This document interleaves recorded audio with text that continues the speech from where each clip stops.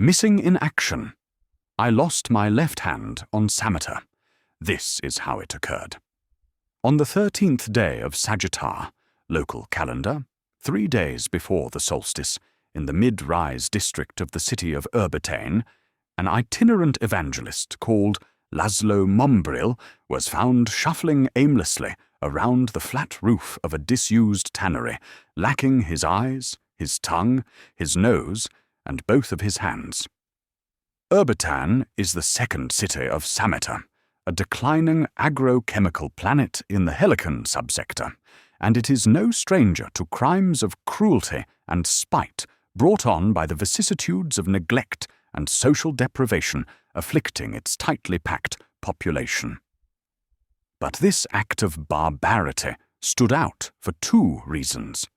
First, it was no hot-blooded assault or alcohol-fueled manslaughter, but a deliberate and systematic act of brutal, almost ritual mutilation. Second, it was the 4th such crime discovered that month.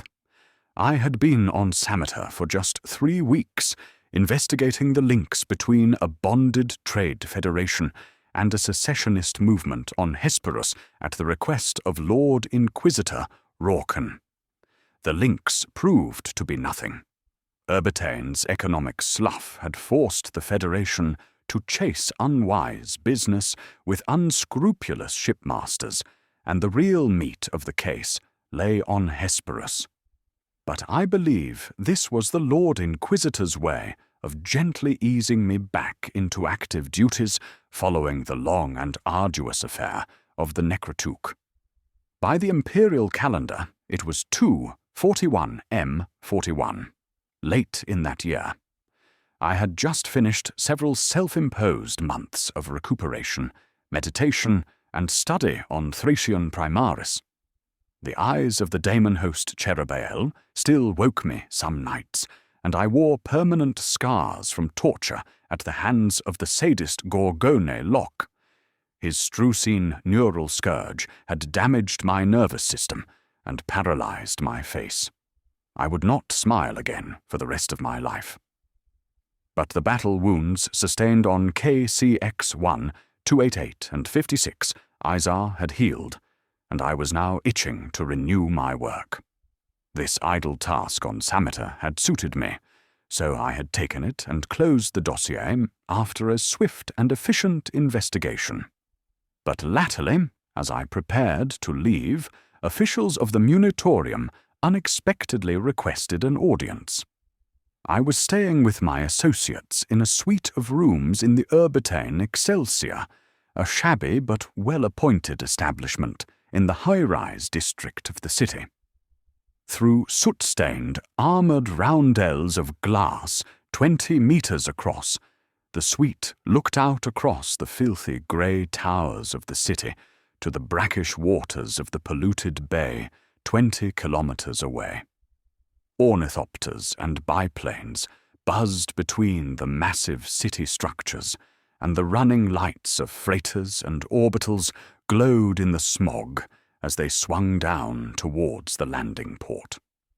Out on the isthmus, through a haze of yellow stagnant air, Prometheum refineries belched brown smoke into the perpetual twilight. "They're here," said Bequan, entering the suite's lounge from the outer lobby. She had dressed in a demure gown of blue damask and a silk pashmina, perfectly in keeping with my instruction that we should present a muted but powerful image. I myself was clad in a suit of soft black linen with a waistcoat of grey velvet and a hip-length black leather storm coat. "Do you need me for this?" asked Midas Bettencourt, my pilot and confidant. I shook my head. "I don't intend to be delayed here. I just have to be polite. Go on to the landing port and make sure the gun cutter's readied for departure." He nodded and left. Bequin showed the visitors in. I had felt it necessary to be polite because Eskin Hansard, Urbitane's Minister of Security, had come to see me himself. He was a massive man in a double-breasted brown tunic, his big frame offset oddly by his finely featured, boyish face. He was escorted by 2 bodyguards in grey, armour-ribbed uniforms and a short but handsome, black-haired woman in a dark blue body glove. I had made sure I was sitting in an armchair when Bequin showed them in, so I could rise in a measured, respectful way. I wanted them to be in no doubt who was really in charge here. "Minister Hansard," I said, shaking his hand.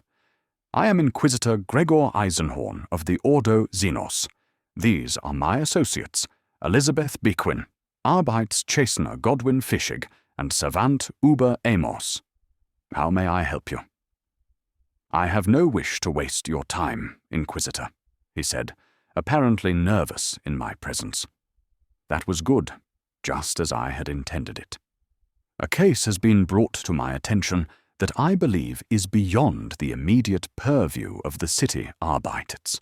Frankly, it smacks of warp corruption and cries out for the attention of the Inquisition. He was direct. That impressed me. A ranking official of the Imperium, anxious to be seen to be doing the right thing. Nevertheless, I still expected his business might be a mere nothing, like the affair of the Trade Federation, a local crime requiring only my nod of approval that it was fine for him to continue, and close. Men like Hansard are often over-careful, in my experience. There have been 4 deaths in the city during the last month that we believe to be linked. I would appreciate your advice on them. They are connected by merit of the ritual mutilation involved. "Show me," I said. "Captain," he responded. Arbeitskapitän Hurley Rex was the handsome woman with the short black hair. She stepped forward, nodded respectfully, and gave me a data slate with the gold crest of the Adeptus Arbites on it. "I have prepared a digested summary of the facts," she said. I began to speed-read the slate, already preparing the gentle knockback I was expecting to give to his case. Then I stopped, slowed, read back. I felt a curious mix of elation and frustration. Even from this cursorial glance, there was no doubt this case required the immediate attention of the Imperial Inquisition. I could feel my instincts stiffen and my appetites wetten for the first time in months. In bothering me with this, Minister Hansard was not being over-careful at all. At the same time, my heart sank with the realization that my departure from this miserable city would be delayed. All 4 victims had been blinded and had their noses, tongues, and hands removed, at the very least. The evangelist, Mombril, had been the only one found alive. He had died from his injuries 8 minutes after arriving at Urbitane Mid-Rise Sector Infirmary. It seemed to me likely that he had escaped his ritual tormentors somehow before they could finish their work. The other 3 were a different story. Paul Greven, a machinesmith, Luther Hewall, a rug-maker, Idelaine Faspe, a midwife. Hewall had been found a week before by city sanitation servitors during routine maintenance to a soil stack in the Mid-Rise district. Someone had attempted to burn his remains and then flush them into the city's ancient waste system. But the human body is remarkably durable. The post could not prove his missing body parts had not simply succumbed to decay and been flushed away, but the damage to the ends of the forearm bones seemed to speak convincingly of a saw or chain blade. When Idelaine Faspel's body was recovered from a crawl space under the roof of a mid-rise tenement hab, it threw more light on the extent of Hewall's injuries. Not only had Faspel been mutilated in the manner of the evangelist Mombril, but her brain, brainstem, and heart had been excised. The injuries were hideous, One of the roof workers who discovered her had subsequently committed suicide. Her bloodless, almost desiccated body, dried out, smoked, if you will, by the tenement's heating vents, had been wrapped in a dark green cloth similar to the material of an Imperial Guard-issue bedroll, and stapled to the underside of the rafters with an industrial nail gun. Cross-reference between her and Hewell convinced the Arbites that the rug-maker had very probably suffered the removal of his brainstem and heart, too. Until that point, they had ascribed the identifiable lack of those soft organs to the almost toxic levels of organic decay in the liquescent filth of the soil stack. Graven, actually the first victim found, had been dredged from the waters of the bay by salvage ship. He had been presumed to be a suicide dismembered by the screws of a passing boat until Rex's careful cross-checking had flagged up too many points of similarity. Because of the peculiar circumstances of their various post-mortem locations, it was pathologically impossible to determine any exact date or time of death. But Rex could be certain of a window. Graven had been last seen on the 19th of Aquiari, 3 days before his body had been dredged up.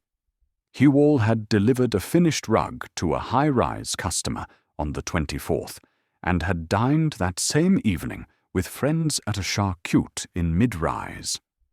Faspel had failed to report for work on the 5th of Sagittar, although the night before she had seemed happy and looking forward to her next shift, according to friends. "I thought at first we might have a serial predator loose in mid-rise," said Rex, "but the pattern of mutilation seems to me more extreme than that. This is not feral murder, or even psychopathic, post-slaying depravity. This is specific, purposeful ritual." "How do you arrive at that?" asked my colleague Fischig. Fischig was a senior Arbitus from Hubris, with plenty of experience in murder cases. Indeed, it was his fluency with procedure and familiarity with modus operandi that had convinced me to make him a part of my band. That, and his ferocious strength in a fight.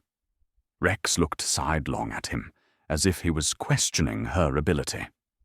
"Because of the nature of the dismemberment, because of the way the remains were disposed of." She looked at me. "In my experience, Inquisitor, a serial killer secretly wants to be found, and certainly wants to be known. It will display its kills with wanton openness, declaring its power over the community. It thrives on the terror and fear it generates. Great efforts were made to hide these bodies. That suggests to me the killer was far more interested in the deaths themselves than in the reaction to the deaths." "Well put, Captain," I said. "That has been my experience, too. Cult killings are often hidden, so that the cult can continue its work without fear of discovery." "Suggesting that there are other victims still to find," said Bequin casually. "A chilling prophecy, as it now seems to me." "Cult killings," said the minister. "I brought this to your attention because I feared as much. But do you really think, on Alphex, the warp cult removed their victims' hands and tongues because they were organs of communication?" Emos began. "On Bretaria, the brains were scooped out in order for the cult to ingest the spiritual matter, the anima, as you might say, of their prey. A number of other worlds have suffered cult predations, where the eyes have been forfeit. Gulinglas, Pentari, Hesperus, Messina. Windows of the soul, you see. The heretics of Saint Scarif, in fact, severed their ritual victims' hands, and then made them write out their last confessions using ink quills rammed into the stumps of... Enough information, Immerse, I said. The minister was looking pale. These are clearly cult killings, sir, I said. There is a noxious cell of chaos at liberty in your city, and I will find it. I went at once to the Mid-Rise district.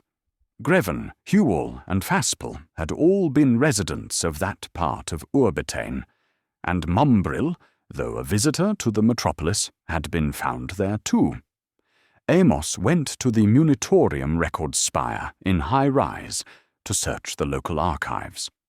I was particularly interested in historical cult activity on Sameter and on date significance. Fishig, Bequin, and Rex accompanied me. The genius loci of a place can often say much about the crimes committed therein. So far, my stay on Sameter had only introduced me to the cleaner, high-altitude regions of Urbitane's high-rise, up above the smog cover. Mid-rise was a dismal, wretched place of neglect and poverty. A tarry resin of pollution coated every surface, and acid rain poured down unremittingly. Raw-engined traffic crawled nose to tail down the poorly lit streets, and the very stone of the buildings seemed to be rotting. The smoggy darkness of Mid-rise had a red, firelit quality, the backwash of the flares from giant gas processors. It reminded me of picture slate engravings of the Inferno. We stepped from Rex's armoured speeder at the corner of Shearing Street and Pentecost. The captain pulled on her Harbite's helmet and a quilted flak coat. I began to wish for a hat of my own, or a rebreather mask. The rain stank like urine. Every 30 seconds or so, an express flashed past on the elevated trackway, shaking the street. "In here," Rex called, and led us through a shutter off the thoroughfare into the dank hallway of a tenement hab. Everything was stained with centuries of grime. The heating had been set too high, perhaps to combat the murky wetness outside, but the result was simply an overwhelming humidity, and a smell like the fur of a mangy canine. This was Idolan Faspel's last resting place. She'd been found in the roof. "Where did she live?" asked Fishig. "2 streets away. She had a parlour on one of the old court habs." "Hewell?" "His hab about 1 kilometre west. His remains were found 5 blocks east." I looked at the data slate. The tannery where Mumbril had been found was less than 30 minutes' walk from here, and Graven's home a short tram ride. The only thing that broke the geographical focus of these lives and deaths was the fact that Graven had been dumped in the bay. I hasn't escaped my notice that they all inhabited a remarkably specific area. Rex smiled. I never thought it had, but remarkably is the word. It isn't just the same quarter or district, it's an intensely close network of streets, a neighbourhood. "Suggesting?" asked Bequin. "The killer or killers are local too," said Fishig. "Or someone from elsewhere has a particular hatred of this neighbourhood and comes into it to do his or her killing," said Rex. "Like a hunting ground," noted Fishig. I nodded. Both possibilities had merit. "Look around," I told Fishig and Bequin, well aware that Rex's officers had already been all over the building. But she said nothing. Our expert appraisal might turn up something different. I found a small office at the end of the entrance hall. It was clearly the cubbyhole of the habitat's superintendent. Sheaves of paper were pinned to the flakboard wall, rental dockets, maintenance's rosters, notes of resident complaints. There was a box tray of lost property, a partially disassembled mini-servitor in a tub of oil, a stale stink of cheap liquor. A faded ribbon and paper rosette from an imperial shrine was pinned over the door, with a regimental rank stud. "What you doing in here?" I looked round. The superintendent was a middle-aged man in a dirty overall suit. Details. I always look for details. The gold signet ring with the wheat ear symbol. The row of permanent metal sutures closing the scar on his scalp where the hair had never grown back. The prematurely weathered skin. The guarded look in his eyes. I told him who I was, and he didn't seem impressed. Then I asked him who he was, and he said, "The super." "What you doing in here?" I use my will sparingly. The psychic gift sometimes closes as many doors as it opens, but there was something about this man. He needed a jolt. "What is your name?" I asked, modulating my voice to carry the full weight of the psychic probe. He rocked backwards, and his pupils dilated in surprise. "Quarter Travis," he mumbled. "Did you know the midwife Faspel? I sin her around. To speak to?" He shook his head. His eyes never left mine. "Did she have friends?" He shrugged. "What about strangers? Anyone been hanging around a hab?" His eyes narrowed, a sullen, mocking look, as if I hadn't seen the streets outside. "Who has access to the roof space where her body was found? Ain't nobody been up there. Not since the place been built. Then the heating packs in, and the contractors has to break through the roof to get up there. They found her. There isn't a hatch. Shutter, locked, and no one has a key. Easier to go through the plasterboard. Outside, we sheltered from the rain under the elevated railway. That's what Travis told me too, Rex confirmed. No one had been into the roof for years until the contractors broke their way in. Someone had. Someone with the keys to the shutter. The killer. The soil stack where Hewell had been found was behind a row of commercial properties built into an ancient skin of scaffolding that cased the outside of a tool-fitter's workshop like a cobweb. There was what seemed to be a bar 2 stages up, where a neon sign flicked between an imperial aquila and a fleur-de-lis. Fishig and Rex continued up to the next scaffolding level to peer in through the stained windows of the habs there. Bequer and I went into the bar. The light was grey inside. At a high bar, 4 or 5 drinkers sat on ratchet stools and ignored us. The scent of obscura smoke was in the air. There was a woman behind the counter who took exception to us from the moment we came in. She was in her 40s, with a powerful, almost masculine build. Her vest was cut off at the armpits, and her arms were as muscular as Fishig's. There was the small tattoo of a skull and crossbones on her bicep. The skin of her face was weathered and coarse. "Help you?" she asked, wiping the counter with a glass doth. As she did so, I saw that her right arm, from the elbow down, was a prosthetic. "Information," I said. She flicked her cloth at the row of bottles on the shelves behind her. "Not a brand I know." "You know a man called Hewell?"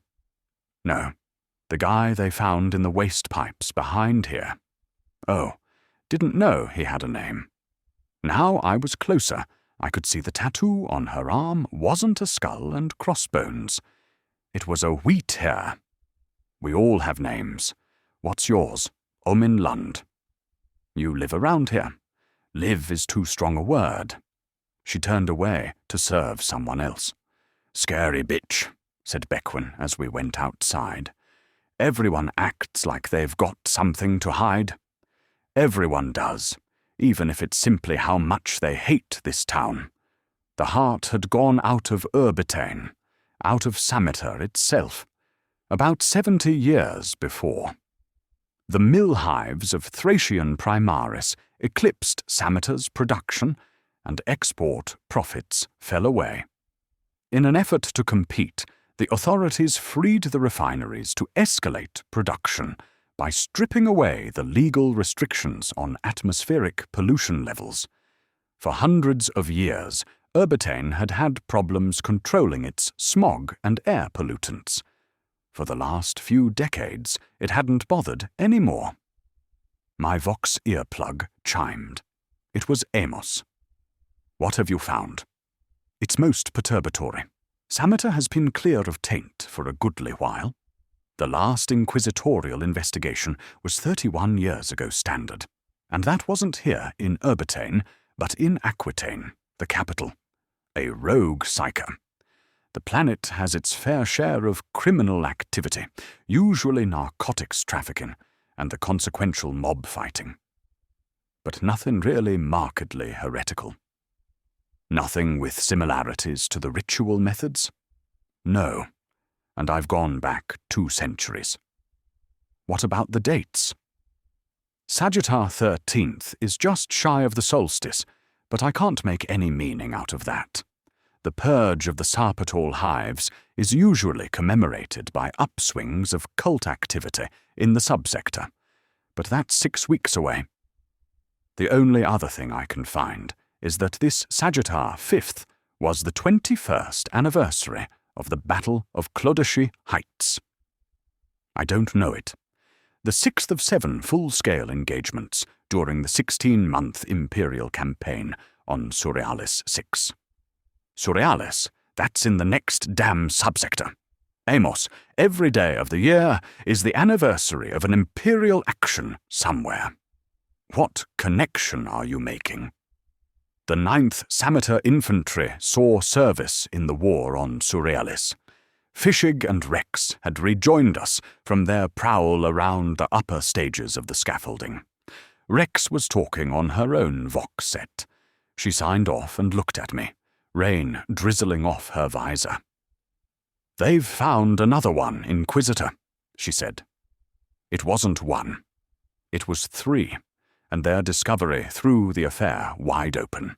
An old warehouse in the mill zone, 10 streets away from Faspal's Hab, had been damaged by fire 2 months before, and now the municipal work crews had moved in to tear it down and reuse the lot as a site for cheap prefab habitat blocks. They'd found the bodies behind the wall insulation in a mouldering section untouched by the fire.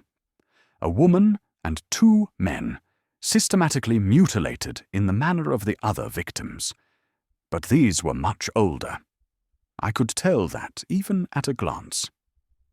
I crunched across the debris, littering the floor space of the warehouse shell. Rain streamed in through the roof holes, illuminated as a blizzard of white specks by the cold blue beams of Arbeit's floodlights shining into the place. Arbeit's officers were all around, but they hadn't touched the discovery itself. Mummified and shriveled, these pittily curled, pitiful husks had been in the wall a long time. "What's that?" I asked. Fitchig leaned forward for a closer look. Adhesive tape, wrapped around them to hold them against the partition. Old. The gums decayed. That pattern on it. The silver flecks. I think it's military issue stuff. Matte silver coating. You know the sort? The coating's coming off with age. "These bodies are different ages," I said. "I thought so too," said Fishig. We had to wait 6 hours for a preliminary report from the district examiner Medici, but it confirmed our guess. All 3 bodies had been in the wall for at least 8 years, and then for different lengths of time.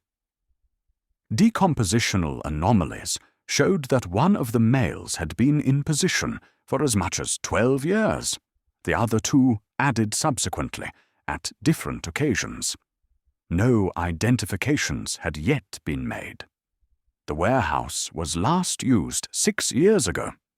Rex told me I want a roster of workers employed there before it went out of business.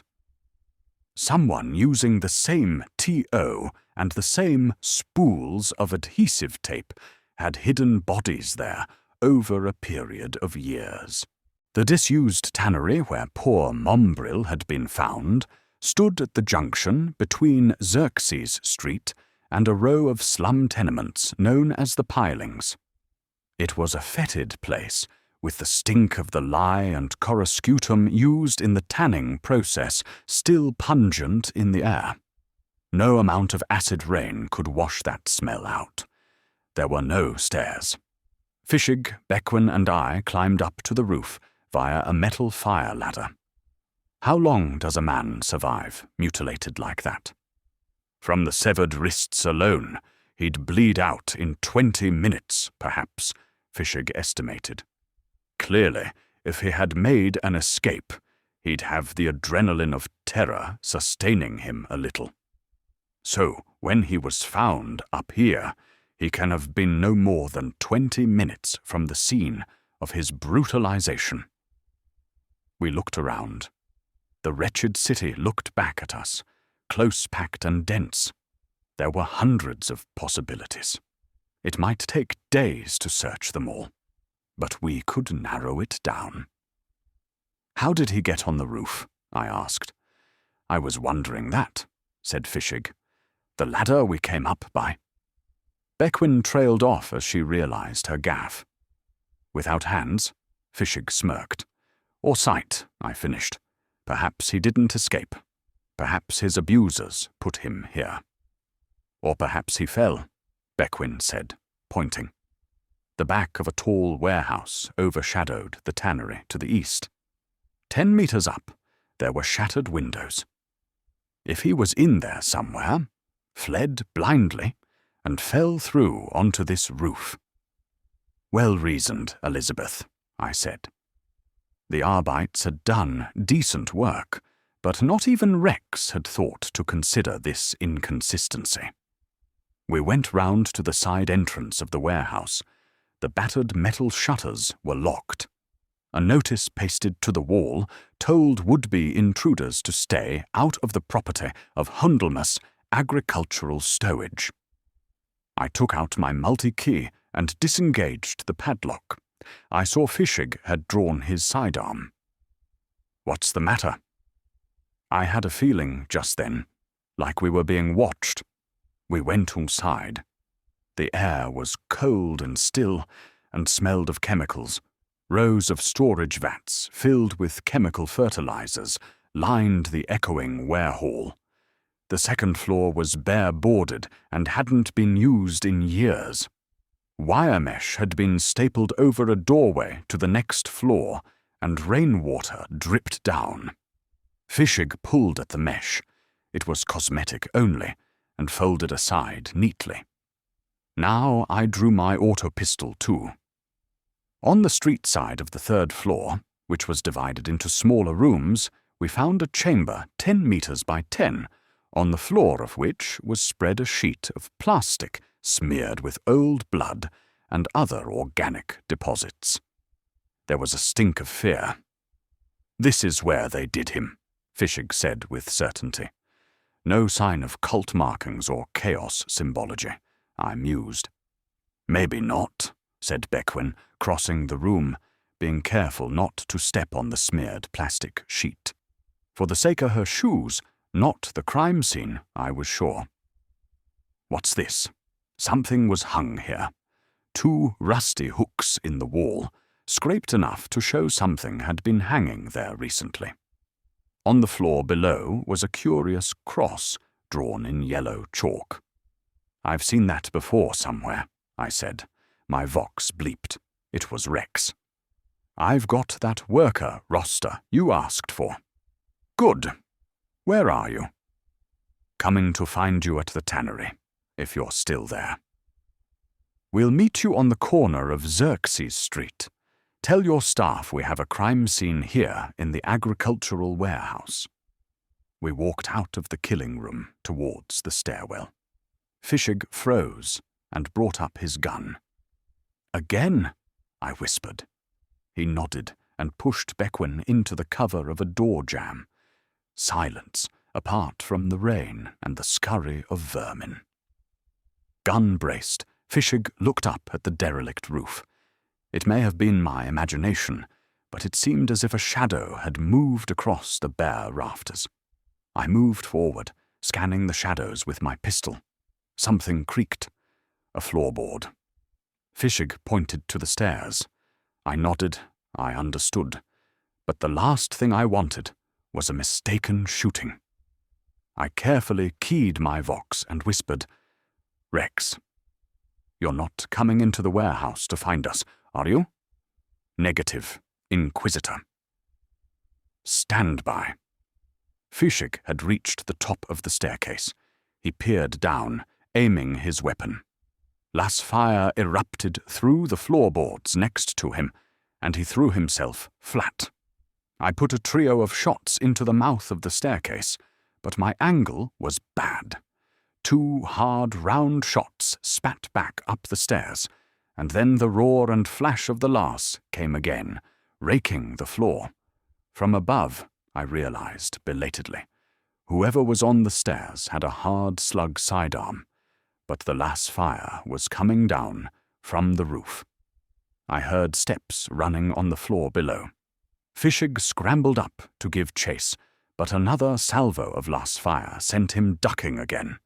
I raised my aim and fired up into the roof tiles, blowing out holes through which the pale light poked. Something slithered and scrambled on the roof. Fischig was on the stairs now, running after the second assailant.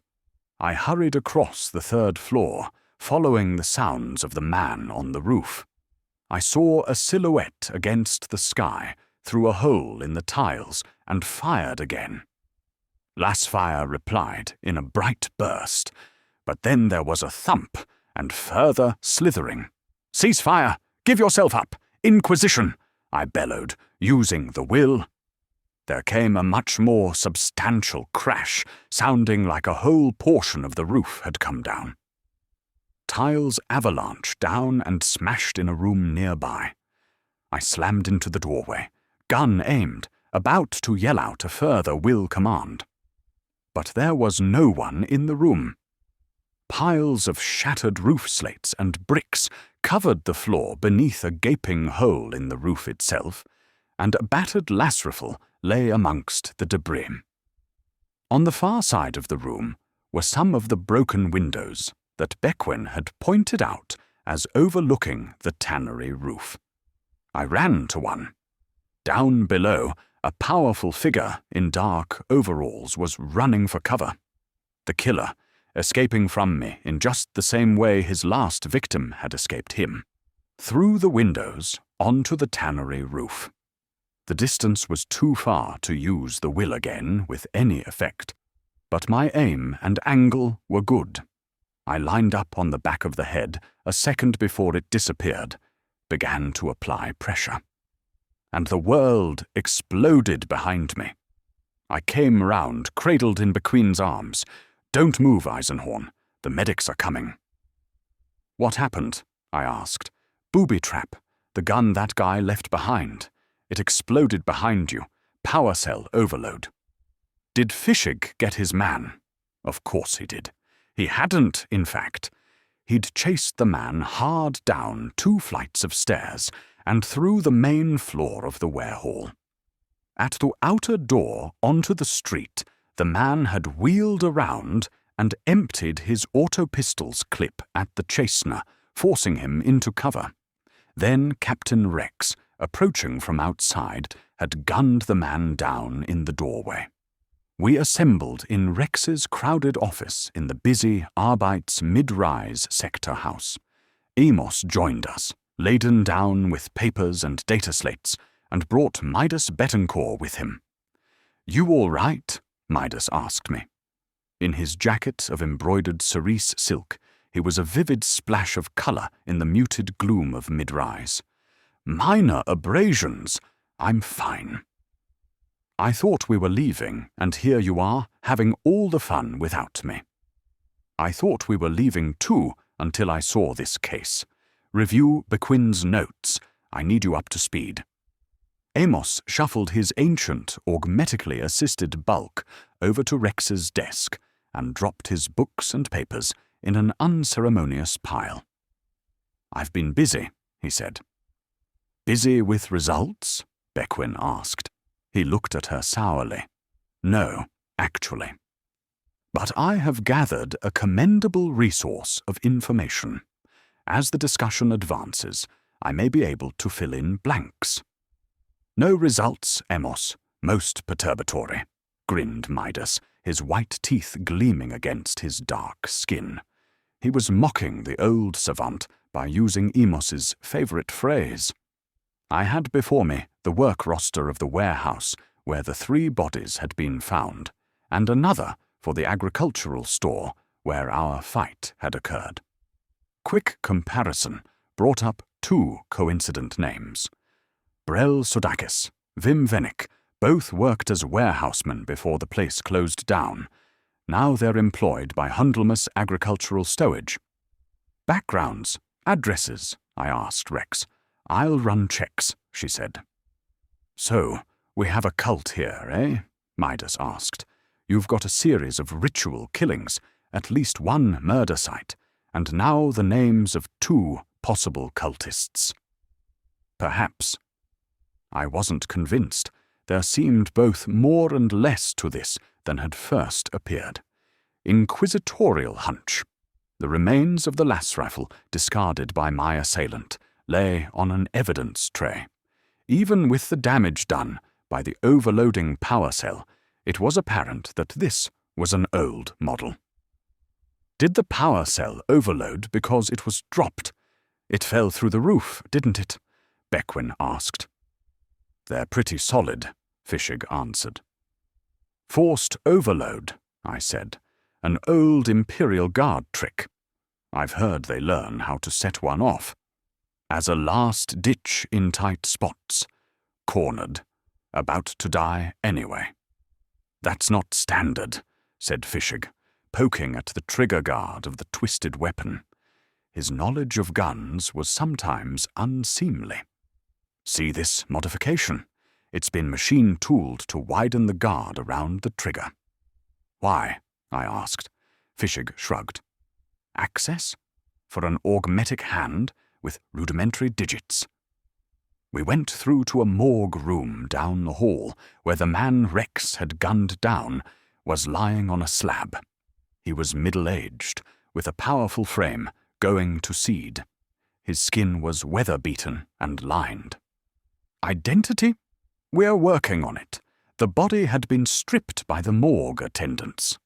Fishig scrutinized it, rolling it with Rex's help to study the back. The man's clothes and effects were in plastine bags in a tray at his feet. I lifted the bag of effects and held it up to the light. "Tattoo," reported Fishig. "Imperial Eagle. Left shoulder. Crude. Old. Letters underneath it. Capital S period. Capital I period. Capital I. Capital X. I'd just found the signet ring in the bag. Gold, with a wheat ear motif." "SI-9, said Amos. "Sameter Infantry 9. The 9th Sameter Infantry had been founded in Urbitane 23 years before, and had served, as Amos had already told me, in the brutal Liberation War on Surrealis 6. According to city records, 519 veterans of that war and that regiment had been repatriated to Sameter after mustering out 13 years ago, coming back from the horrors of war to an increasingly depressed world beset by the blight of poverty and urban collapse. Their regimental emblem, as befitted a world once dominated by agriculture, was the wheat ear. They came back 13 years ago. The oldest victim we have dates from that time, said Fisher. Surrealis 6 was a hard campaign, wasn't it? I asked. Amos nodded. The enemy was dug in. It was ferocious, brutal, brutalizing. And the climate. 2 white dwarf suns, no cloud cover. The most punishing heat and light, not to mention ultraviolet burning. Ruins the skin, I murmured, makes it weather-beaten and prematurely aged. Everyone looked at the taut, lined face of the body on the slab. I'll get a list of the veterans, volunteered Rex. I already have one, said Emos. I'm betting you find the names Brel Sodakis and Vim Venik on it, I said. Amos paused as he scanned. I do, he agreed. What about Quarter Travis? Yes, he's here. Master Gunnery Sergeant Quarter Travis. What about Omin Lund? Yes, Sniper First Class. Invalided, out of service. The Sameter 9th were a mixed unit then, asked Bequin. All our guard foundings are, Rex said proudly. So, these men and women, Midas mused. Soldiers, been through hell, fighting the corruption. Your idea is they brought it back here with them? Some taint. You think they were infected by the touch of the warp on Surrealis and has been ritually killing as a way of worship back here ever since? No, I said. I think they're still fighting the war. It remains a sad truth of Imperium that virtually no veteran ever comes back from fighting its wars intact. Combat alone shreds nerves and shatters bodies. But the horrors of the warp and of foul Xenos forms like the Tyrannid steal sanity forever and leave veterans fearing the shadows and the night and sometimes the nature of their friends and neighbors for the rest of their lives. The guards of the 9th Sameter Infantry had come home 13 years before, broke by a savage war against mankind's arch-enemy, and, through their scars and their fear, brought their war back with them. The Arbites mounted raids at once on the addresses of all the veterans on the list, those that could be traced, those that were still alive. It appeared that skin cancer had taken over 200 of them in the years since their repatriation. Surrealis had claimed them as surely as if they had fallen there in combat. A number were rounded up. Bewildered drunks, cripples, addicts, a few honest men and women trying diligently to carry on with their lives. For those latter I felt especially sorry. But about 70 could not be traced. Many may well have disappeared, moved on, or died without it coming to the attention of the authorities. But some had clearly fled. Lund, Travis, Sodakis, Venik for starters. Their habs were found abandoned, strewn with possessions as if the occupant had left in a hurry. So were the habs of 20 more belonging to names on the list.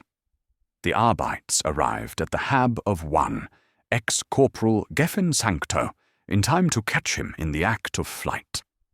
Sancto had been a flamer operator in the guard, and like so many of his kind, had managed to keep his weapon as a memento. Screaming the battle cry of the Sameter 9th, he torched 4 Arbites in the stairwell of his building before the tactical squads of the judiciary vaporized him in a hail of gunshots. Why are they killing? Bequin asked me. All these years, in secret ritual. I don't know. You do, Eisenhorn. You so do. Very well, I can guess. The fellow worker who jokes at the Emperor's expense and makes your fragile sanity imagine he is tainted with the warp. The rug maker whose patterns suggest to you the secret encoding of chaos symbols. The midwife you decide is spawning the offspring of the arch-enemy in the mid-rise maternity hall. The travelling evangelist who seems just too damn fired up to be safe. She looked down at the floor of the land speeder. They see demons everywhere. In everything. In everyone. And so help them. They believe they are doing the Emperor's work by killing. They trust no one, so they daren't alert the authorities. They take the eyes, the hands, and the tongue, all the organs of communication, any way the arch-enemy might transmit his foul lies, and then they destroy the brain and heart, the organs which common soldier myth declares must harbour demons. "So where are we going now?" she asked. "Another hunch." The guild hall of the Sameter Agricultural Fraternity was a massive ragstone building on Furnace Street, its facade decaying from the ministrations of smog and acid rain. It had been disused for over 2 decades. Its last duty had been to serve as a recruitment post of the Sameter Ninth during the founding. In its long hallways, the men and women of the Ninth had signed their names, collected their starchy new fatigues, and pledged their battle oath to the God Emperor of mankind. At certain times, under certain circumstances, when a proper altar to the Emperor is not available, guard officers improvise in order to conduct their ceremonies. An imperial eagle, an Aquila standard, is suspended from a wall, and a sacred spot is marked on the floor beneath in yellow chalk. The guild hall was not a consecrated building. The founding must have been the first time the young volunteers of Urbitane had seen that done. They'd made their vows to a yellow chalk cross and a dangling aquila. Rex was leading 3 fire teams of armed Arbites, but I went in with Midas and Fishig first, quietly. Bequin and Amos stayed by our vehicle. Midas was carrying his matched needle pistols and Fishig an auto shotgun. I clipped a slab pattern magazine full of fresh rounds into the precious bolt pistol given to me by librarian Britnoth of the Adeptus Astartes Deathwatch chapter.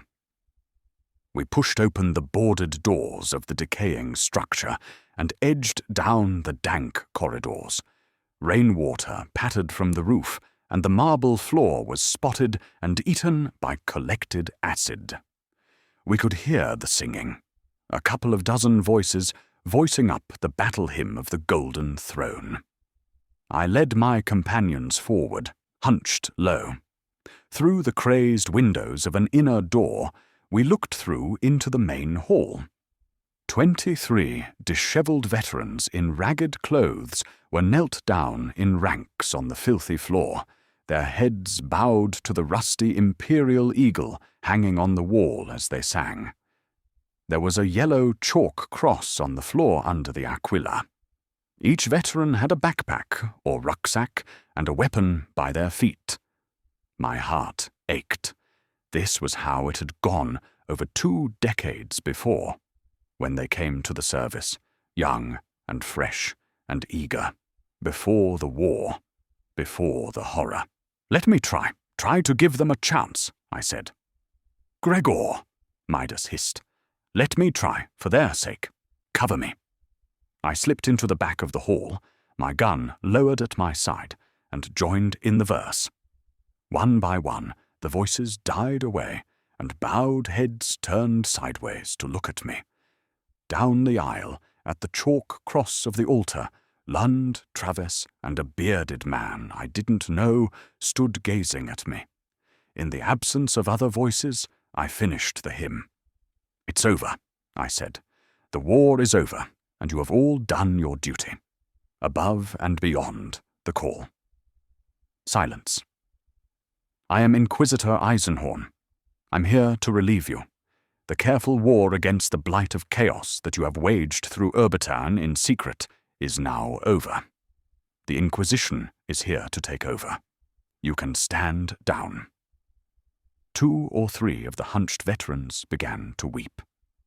"You lie," said Lund, stepping forward. "I do not. Surrender your weapons, and I promise you will be treated fairly and with respect." Will we get medals?" the bearded man asked, in a quavering voice. "The gratitude of the God Emperor will be with you always." More were weeping now, out of fear, anxiety, or plain relief. "Don't trust him," said Travis. "It's another trick." "I saw you in my bar," said Lund, stepping forward. "You came in looking." Her voice was empty, distant. "I saw you on the tannery roof, Omin Lund. You're still a fine shot, despite the hand." She looked down at her prosthetic with a wince of shame. "Will we get medals?" the bearded man repeated eagerly. Travis turned on him. "Of course we won't, Spake, you cretin. He's here to kill us." "I'm not," I began. "I want medals." The bearded man, Spake, screamed suddenly, sliding his last pistol up from his belt with the fluid speed only a trained soldier can manage. I had no choice. His shot tore through the shoulder padding of my storm coat.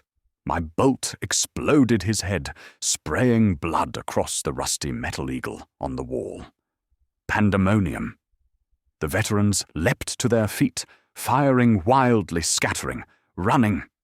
I threw myself flat as shots tore out the wall plaster behind me. At some point, Fishig and Midas burst in, weapons blazing. I saw 3 or 4 veterans drop, sliced through by silent needles, and another 6 tumble as shotgun rounds blew them apart. Travis came down the aisle, blasting his old service issue las rifle at me. I rolled and fired, but my shot went wide.